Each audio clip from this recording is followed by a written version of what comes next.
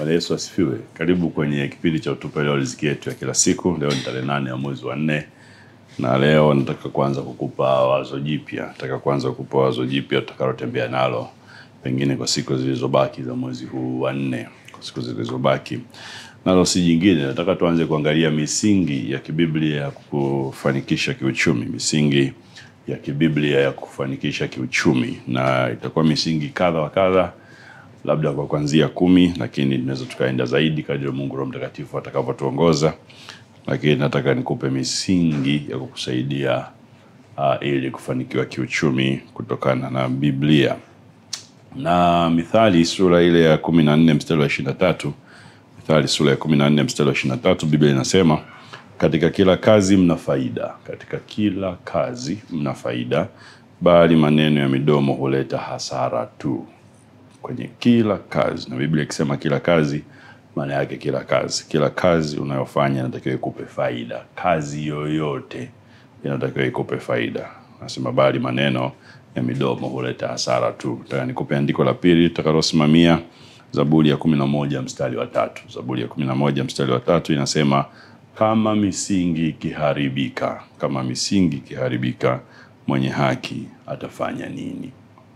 Kwa hiyo misingi ikiharibika, hata kama una haki, hauna la kufanya. Kwa hiyo unaona jambo la pili hapa, japokuwa katika kila kazi mna faida, misingi inatakiwa kuwa sawa. Misingi inatakiwa kuwa sawa ili uweze kuwa na faida kwenye kila kazi. Mstari wa 3 ambao tutasimamia ni Mhubiri sura ya 10 mstari wa 15. Mhubiri ile sura ya 10 mstari wa 15, na Biblia inasema, kazi yao wapumbavu wachosha kila mmoja, maana hawajui hata njia ya kuendea mji. Kwa hiyo unaona hapa anasema ukiwa mpumbavu kazi yako inakuchosha. Kwa nini? Kwa sababu haujui njia ya kuendea mji. Kwa hiyo unaona mambo matatu hapa ambayo ni ya msingi sana ya kuzingatia ili katika kila kazi unayofanya kuwe na faida. Kuna mambo matatu ya msingi au matatizo matatu ambayo unatakiwa kutatua. Matatizo matatu ambayo unatakiwa kutatua. Na nakwambia haya kwa sababu gani? Kwa sababu watu wengi sana wanafundisha ujasiriamali, na wanapofundisha ujasiriamali approach kubwa au mkakati mkubwa, njia kubwa ambayo dunia inatumia ni kufundisha watu watengeneze nini na wauze nini, wajiunge kwenye mtandao gani, wauze bidhaa gani ili waweze kuwa matajiri, wajiunge kwenye network gani ili waweze kuzungusha biashara zao na kuwa matajiri. Kwa hiyo unaona dunia inafundisha sana nini cha kufanya ili uwe tajiri, uuze nini ili uwe tajiri, ujiunge kikundi gani ili uwe tajiri. Na mimi nilipata shida kidogo kufundisha kwa mfumo huo kwa sababu nilikuwa naona ni kama ni mfumo ambao hauko sahihi. Na ndipo baadaye nikagundua kwamba Biblia ina mfumo sahihi zaidi. Na mfumo sahihi zaidi wa Biblia ni kwamba fanya biashara yoyote unayofanya. Yoyote. Mithali 14:23 ametuambia katika kila kazi mna faida. Yoyote inatakiwa ikupe faida. Kwa hiyo kukufundisha biashara ya kufanya nafikiri si jambo la muhimu sana. Jambo la muhimu sana ni Zaburi ya 11 mstari wa 3. Misingi yako iwe sahihi.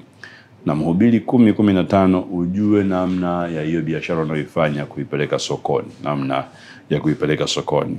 Kwa hiyo kutokana na mafundisho haya ya dunia ambayo na mimi nimepitia mengi na nimealikwa kwenye mafundisho mengi na mitandao mingi ya kufanya biashara, na mistari hii mitatu nimekusomea, mimi naona matatizo matatu ambayo yanafanya watu tusipate faida au tusiwe na mafanikio ya kiuchumi. La kwanza ni kwenye hiyo 14:23 Mithali lenyewe ambayo inatuambia kile kipengele cha B ya kwamba bali maneno ya midomo huleta hasara. Inasema katika kila kazi mna faida, lakini maneno ya midomo huleta hasara tu. Kwa hiyo tatizo la kwanza ni kwamba watu wengi tunaongea sana. Watu wengi tunafundishana sana, tutengeneze sabuni, tutengeneze perfume, tutengeneze juisi, tutengeneze kitu fulani. Mafunzo ni mengi sana ya nini cha kufanya, lakini matendo ya kufanya kile tunachofundishwa ni machache. Na Biblia inasema maneno ya midomo huleta hasara tu. Kwa hiyo haifai kuongea tu, inafaa kutenda. Kazi ndio kitu cha msingi. Unaona, hilo ni tatizo la kwanza. Wengi tunaongea sana. Wengi tunawalsha na mafundisho mengi, wachache tunaenda kwenye utendaji. Hiyo ni Mithali 14:23. Lakini tatizo la pili unaliona kwenye Mhubiri 10:15 ambao tumesoma.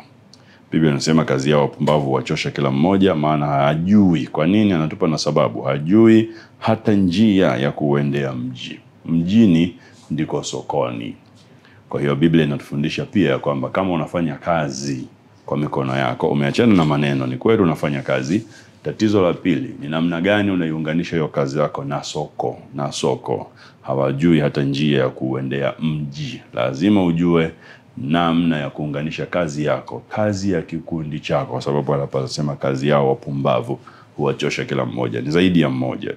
Kwa lazima mko kwenye kikundi, uko peke yako, ili upate faida, ufanikiwe kiuchumi, ujue namna ya kuunganisha kati ya bidhaa yako, kazi yako na soko liliko. Kwa hiyo ujue soko liko wapi. Huko duniani tunafundisha mambo ya demand and supply, uhitaji na jinsi ya kuhudumia huo uhitaji.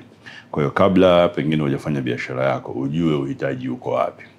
Ili hicho unachokitengeneza usibaki nacho sehemu ambako kuna utoshelevu, ukipeleke sehemu ambako kuna uhitaji, kwa sababu huko ndiko soko liliko. Wengi wanatengeneza bidhaa, wanakaa nazo kwenye maeneo ambayo hayana uhitaji, na kwa hiyo either wameuza kwa bei ndogo au hawauzi kabisa. Na kumbe wangegundua sehemu yenye uhitaji wakapeleka hizo bidhaa zao, wangeuza kwa bei kubwa, kwa faida kubwa, kwa muda mfupi wangeuza vitu vingi na wakawa na mafanikio ya kiuchumi. Usiwe mpumbavu kama Biblia inavyosema, bali ujue kila bidhaa unayotengeneza soko liko wapi. Tatizo la tatu ni lile la Zaburi 11:3. Nasema misingi ikiharibika, mwenye haki atafanya nini? Hata kama unafanya biashara, una zao zuri, bidhaa nzuri ambayo umetengeneza, unajua soko lilipo, yale mambo mawili ya kwanza, na umepeleka bidhaa yako sokoni, unauza sana, mauzo ni makubwa. Tatizo la 11:3 Zaburi likitokea, misingi ikiwa ni mibovu, hauna mafanikio ya kiuchumi. Kwa hiyo kutengeneza bidhaa, kuuza sana, lazima kuwe kumejengwa kwenye msingi imara ambao ni wa kibiblia, wa kukupa mafanikio na kutunza hicho ambacho umekipata kwenye biashara yako, ili uweze kufanikiwa kiuchumi. Kesho nitaanza kukuletea msingi wa kwanza kulingana na Biblia, ambao unatakiwa kuuishi na kuujua ili uweze kufanikiwa kiuchumi. Mungu akubariki sana. Tuonane kesho muda na saa kama hii. Amen.